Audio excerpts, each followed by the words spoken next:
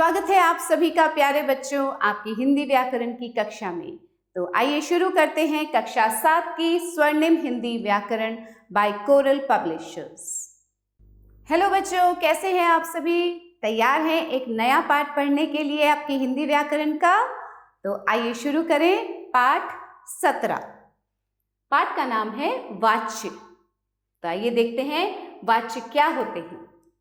निम्नलिखित वाक्यों को ध्यान से पढ़िए।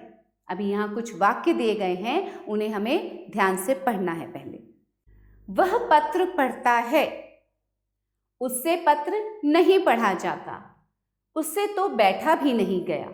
इन वाक्यों में पढ़ता है, नहीं पढ़ा जाता, बैठा भी नहीं गया क्रिया के विभिन्न रूपों का विधान किया गया है। क्रिया के अलग अलग रूपों का यहाँ पर वर्णन किया गया है। इस विधान के विषय क्रमशः कर्ता, कर्म तथा भाव हैं। और ये जो विधान हैं क्रिया के, इनके विषय क्या हैं? कर्ता, कर्म और भाव। क्रमशः मतलब इसका कर्ता है, इसका कर्म है, इसका भाव है। इसे वाच्य कहते हैं। तो अब परिभाषा पढ़ते हैं। क्रिया के जिस रूप से यह ज्ञात हो कि वाक्य में क्रिया द्वारा संपादित विधान का विषय कर्ता है, कर्म है अथवा भाव है, उसे वाच्य कहते हैं।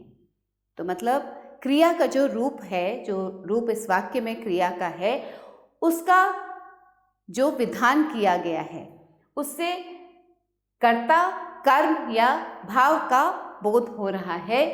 तो उसका विषय अगर कर्ता, कर्म और भाव है तो वह कहलाते हैं वाच्य। अब पढ़ते हैं वाच्य के भेद। वाच्य के 3 भेद हैं: कर्तृवाच्य, कर्मवाच्य, भाववाच्य। पहला है कर्तृवाच्य।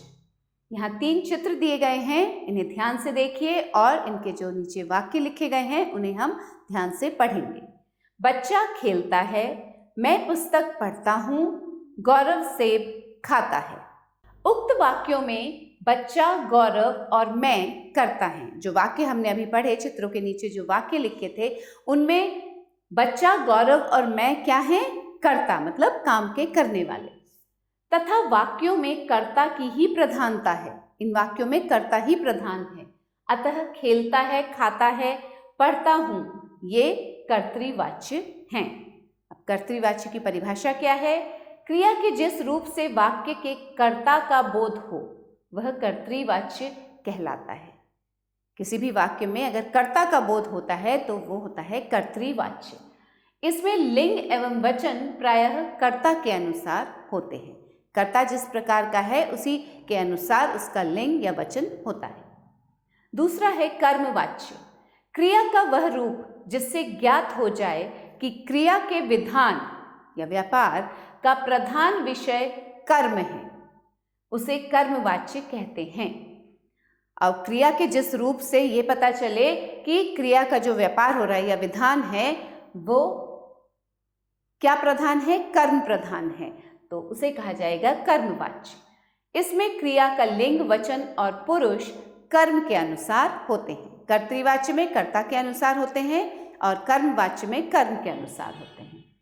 जैसे श्रुति द्वारा गीत गाया जाता है, नितेश द्वारा चाय पी जाती है, स्त्रियों द्वारा भोजन पकाया जाता है। कर्म क्या है इसमें? गीत, चाय, भोजन। ऊपर के वाक्यों में क्रिया का विधान कर्म के अनुसार है। कर्ता श्रुति, नितेश स्त्रियों के अनुसार है। कर्ता कौन है? श्रुति, नितेश, स्त्रियां। अतः ये वाक्य कर्मवाच्य के हैं। कर्मवाच्य में केवल एक कर्मक क्रियाओं का ही व्यवहार होता है। कर्मवाच्य में क्या प्रयोग होता है? केवल एक कर्मक क्रियाएं। आइए अब पढ़ते हैं भाववाच्य। क्रिया के जिस रूप से यह बोध हो कि क्रिया के विधान व्यापार का प्रधान विषय कर्ता या कर्म न होकर भाव है, उसे भाववाच्य कहते हैं। जैसे शाहिद से पढ़ा नहीं जाता, खिलाड़ियों से खेला नहीं जाता, केशव से बोला नहीं जाता। ये सभी वाक्य क्या दर्शा रहे हैं? भाव। इसमें प्रधान जो है वो कर्ता या कर्म नहीं है बल्कि भाव है, तो ये भाववाच्य है। ठीक है। वाच्य परिवर्तन, कर्तृवाच्य से कर्मवाच्य बनाना। केवल एक कर्मक क्रिया को ही कर्तृवाच्य से कर्मवाच्य में बदला जा सकता है। जो एक कर्मक क्रियाएं होती हैं वही कर्तृवाच्य से कर्मवाच्य में बदली जा सकती हैं। सकर्मक होने पर ही उसके कर्ता को कर्म और कर्म को कर्ता के रूप में बदला जा सकता है। सकर्मक क्रिया। कर्तृवाच्य को कर्मवाच्य में बदलने के लिए निम्नलिखित नियमों का पालन करना पड़ता है। कुछ नियम हैं, आइए पढ़ते हैं। कर्तृवाच्य की क्रिया को सामान्य भूतकाल में बदलिए। कर्तृवाच्य की क्रिया को किस में बदलते हैं? सामान्य भूतकाल में। इस परिवर्तित क्रिया रूप में काल, पुरुष, वचन और लिंग के अनुरूप जाना क्रिया का रूप जोड़ो। कर्तृवाच्य के कर्ता के साथ से या के द्वारा विभक्ति लगा दी जाती है। आइए उदाहरण देखते हैं इसका। देखिए, कर्तृवाच्य से कर्मवाच्य में किस प्रकार बदला गया। मोहन पुस्तक खरीदता है, मोहन से पुस्तक खरीदी जाती है। मधु ने पत्र लिखा, मधु से या के द्वारा पत्र लिखा जाता है। चेतन हॉकी खेल रहा था, चेतन से के द्वारा हॉकी खेली जा रही थी। लड़के पुस्तक खरीद रहे हैं, लड़कों से पुस्तक खरीदी जा रही है। ठीक है। कर्तृवाच्य से भाववाच्य बनाना। अब देखिए, पहले हमने देखा कर्तृवाच्य से कर्मवाच्य किस प्रकार बनाया गया। अब हम देखेंगे कर्तृवाच्य से भाववाच्य कैसे बनता है। भाववाच्य में क्रिया अकर्मक होती है। वाक्य निषेधात्मक, एकवचन और अन्य पुरुष में होते हैं। अतः कर्तृवाच्य से भाववाच्य में बदलने के लिए निम्नलिखित नियमों का पालन करना चाहिए। अब इसके लिए अलग नियम हैं, आइए पढ़ते हैं। कर्ता में करण कारक की विभक्ति लगाइए। इसमें कौन सी विभक्ति लगती है? करण कारक की विभक्ति। क्रिया को अन्य पुरुष और एकवचन में रखिए। क्रिया को सामान्य भूतकाल में लाकर उसके काल के अनुरूप जाना क्रिया का रूप जोड़ो। आवश्यकता अनुसार निषेध सूचक नहीं का प्रयोग कीजिए। आइए उदाहरण देखते हैं इसके। कर्तृवाच्य से भाववाच्य में किस तरह बदला जाता है। राकेश नहीं दौड़ता है, राकेश से दौड़ा नहीं जाता है। अनीता नहीं उठती है, अनीता से उठा नहीं जाता। मोहन नहीं हंसता है, मोहन से हंसा नहीं जाता। नीता नहीं रोती है, नीता से रोया नहीं जाता। आया समझ में? अब करते हैं कुछ अभ्यास। देखें आपने क्या सीखा। निम्नलिखित प्रश्नों के उत्तर दीजिए। वाच्य किसे कहते हैं? वाच्य के कितने भेद होते हैं? प्रत्येक के दो दो उदाहरण दीजिए।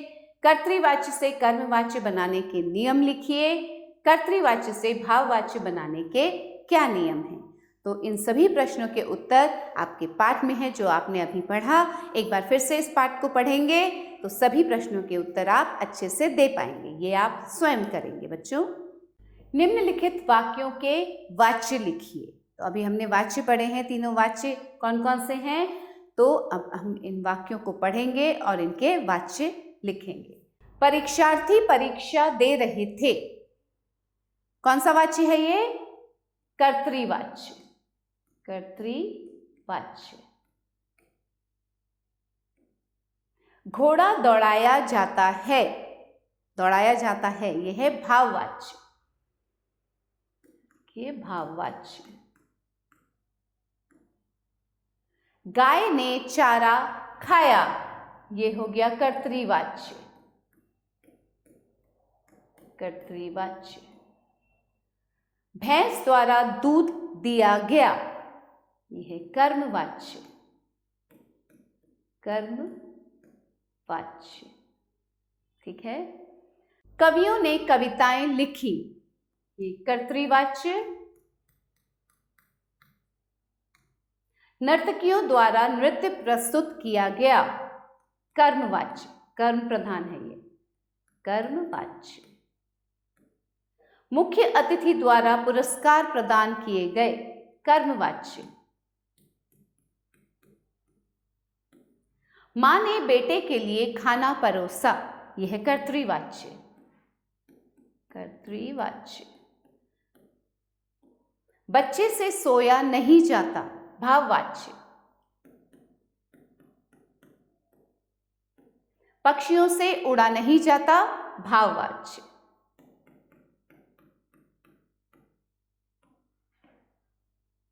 अब निम्नलिखित वाक्यों को कर्मवाच्य में बदलिए।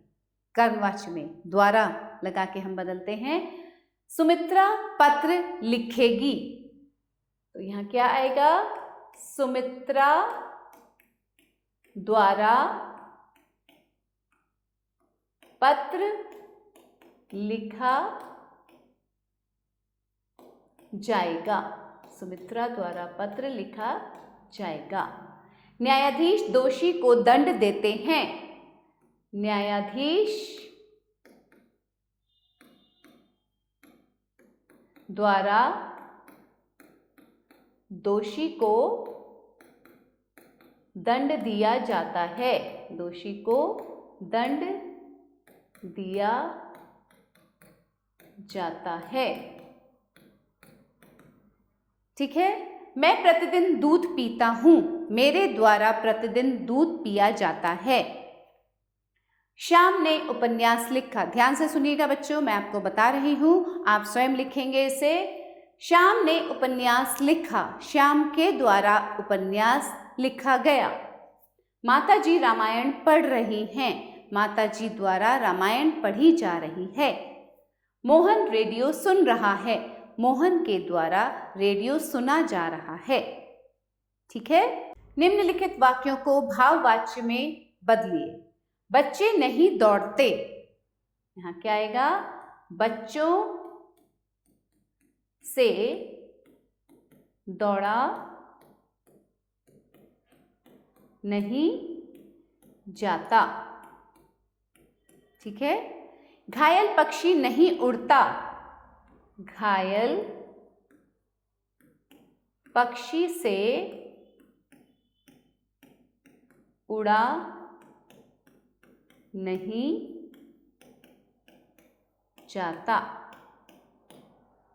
बच्चा नहीं सोया। अब ध्यान से सुनिएगा, मैं आपको बता रही हूं उत्तर, आप लिखेंगे स्वयं।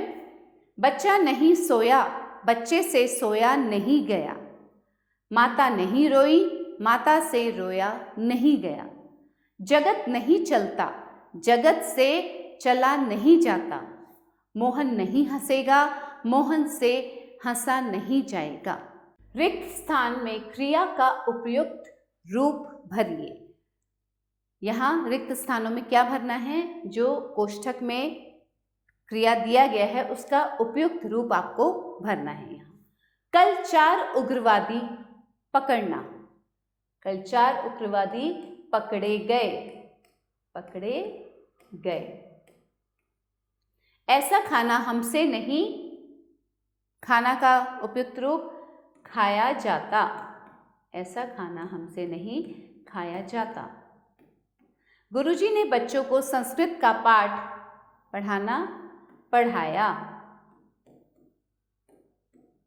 माली 2 घंटे से पौधों को पानी दे रहा है। दे रहा है। आइए अब थोड़ा आराम करना। आराम करते हैं। आइए अब थोड़ा आराम करते हैं। कार्यालय को पत्र भेज देना। कार्यालय को पत्र भेज दिया गया। कार्यालय को पत्र भेज दिया गया। दिए गए वाक्य के अनुसार सही विकल्प चुनिए। क्रिया के जिस रूप से यह ज्ञात हो कि वाक्य में क्रिया द्वारा संपादित विधान का विषय कर्ता है, कर्म है अथवा भाव है, उसे कहते हैं भाववाच्य, कर्तृवाच्य, कर्मवाच्य, वाच्य, उसे वाच्य कहते हैं। वाच्य के भेद हैं। कितने भेद हैं? 1, 2, 3, 4, 3 भेद हैं। क्रिया के जिस रूप से वाक्य के कर्ता का बोध हो वह कहलाता है भाववाच्य, वाच्य, कर्मवाच्य, कर्तृवाच्य। वह कर्तृवाच्य कहलाता है।